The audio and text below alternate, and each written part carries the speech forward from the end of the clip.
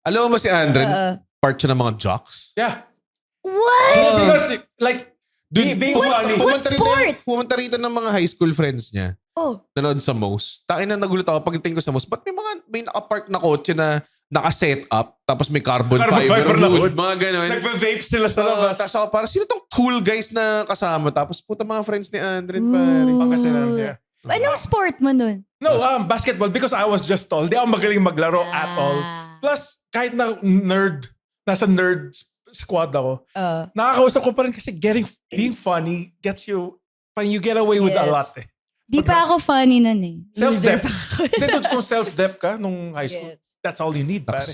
Insider terms. Hindi, kasi self-dep, bro. Self-deprecation, man. Kasi kung inaasar mo sarili mo, mag-gravitate naman sila towards. Kayo ba, nung high school, ganito na kayo nun ka? Hindi. Di ba, kamusta ka nung high school? I was in a funny barkada.